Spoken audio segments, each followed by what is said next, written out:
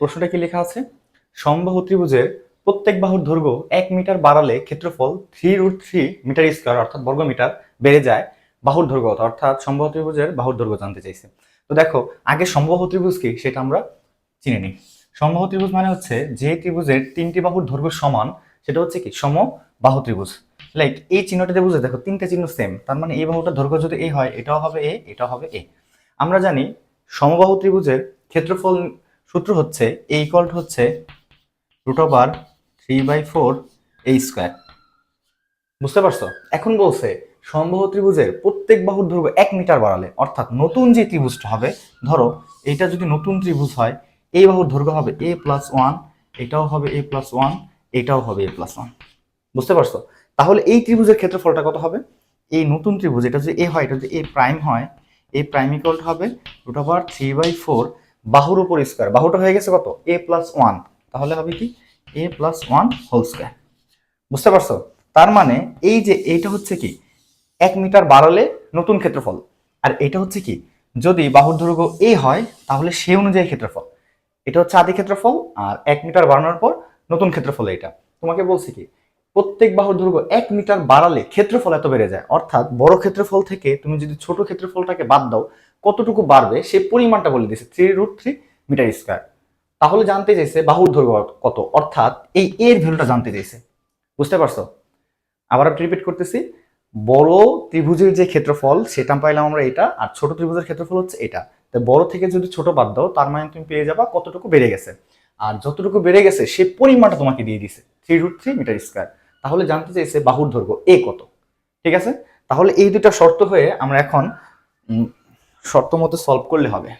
ঠিক আছে,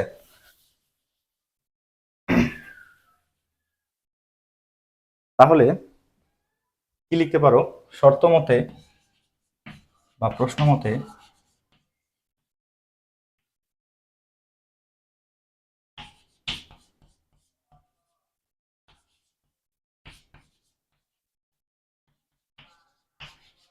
ঠিক আছে, দেখো বড় ত্রিভুজের ক্ষেত্রফল থেকে ছোট ত্রিভুজের ক্ষেত্রফল বাদ দিলে 3√3 হয়। ঠিক আছে, এখন দেখো তুমি যদি এটাকে ভ্যানিশ করতে চাও 3√3 এখানেও আছে 3√3, তাহলে তার এই লবটাকে হরটাকে লব অর্থাৎ উল্টা দিয়ে এর যে এই গুণাত্মক বিপরীত রাশি এটা দিয়ে দুই পক্ষকে গুণ করে দাও, তাহলে ভ্যানিশ হয়ে যাবে। অর্থাৎ তুমি যদি এটাকে 4/√3 এই জিনিসটা দিয়ে গুণ করে দেখো 4/√3, তাহলে কি 4 4 কাটা চলে যাবে, √3 কাটা চলে যাবে। সেম ভাবে এখান থেকে দুই জায়গা থেকে চলে যাবে। তুমি এভাবে করতে পারো, অথবা √3/4 এখানেও আছে এখানেও আছে, তুমি কমন নিতে পারো যেটা তোমার জন্য সুবিধাজনক হয়। বুঝতে পারছো? তাহলে তুমি যদি 4/√3 দিয়ে গুণ করো তাহলে এটা চলে যাবে, থাকবে কি এখানে a+1 হোল স্কয়ার আর minus a square equal to কত হবে 3√3 গুণ 4√। ঠিক আছে, আচ্ছা তাহলে এখানে কি হয় a plus b whole square সূত্র হয়েছে, তাহলে হয় a square plus 2ab plus b square. B square করলে 1 কে স্কয়ার করলে তো 1ই হবে না, তাই লিখলাম না। √3 কাটা চলে যাবে, 3 4 12। বুঝতে পারছো? দেখো a square plus a square minus square চলে যাবে, থাকবে 2a ইকুয়াল টু প্লাসটা এই পাশে মাইনাস হবে, তাহলে 12 থেকে একবার দিলে হয় 11। তাহলে অতএব a ইকুয়াল টু কত পাবা তুমি, বা দাও এখানে 11/2, দ্যাট মিনস 11/2 মানে হচ্ছে কত 5.5। এটা হচ্ছে কি আনসার, অর্থাৎ বাহুর দৈর্ঘ্য এর দৈর্ঘ্য আমরা যে বলছিলাম এই এর দৈর্ঘ্য কত হবে 5.5 মিটার। এটাই হচ্ছে উত্তর। আশা করি তোমরা বুঝতে পেরেছো। দেখাবো নেক্সট ভিডিওতে। আসসালাম।